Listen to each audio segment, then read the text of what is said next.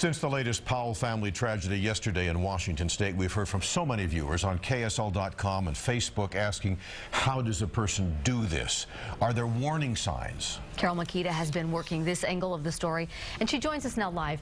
Carol, were the experts you talked to shocked by this news? Yes, Deanie, they are shocked, but extreme cases, they say, always take us by surprise. Unfortunately, we are familiar with domestic abuse cases that escalate into murder-suicide. But when young children are involved, so many of us are devastated for a long time, and we want answers.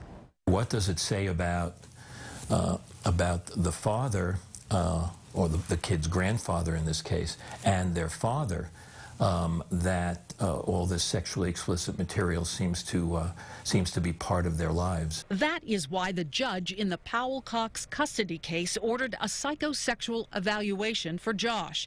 The tests are interviews about parents' experiences growing up, sexual attractions, and responses. Our experts say this is unusual in a custody case, but facing this and possibly losing his children, Josh Powell exhibited psychopathic behavior.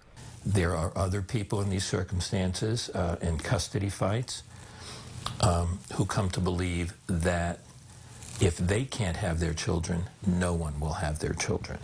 I think the fact that he murdered his own sons shows that he did not regard them as real, as real people. Yeah, I think that he did see them as possessions. What causes a person to disconnect? Pornography played a role in the Powell family.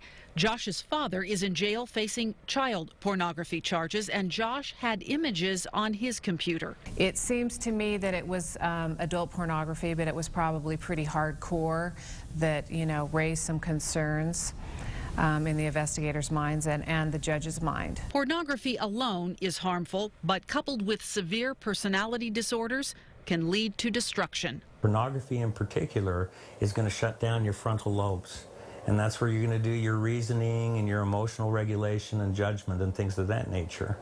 It's like being in a car with no brakes. Professionals say it is very difficult for family members to deal with a psychopath who may hide behaviors. The same for those who are addicted to pornography, but there are many more therapists and groups now who can help with that problem. Bruce? Thank you, Carol.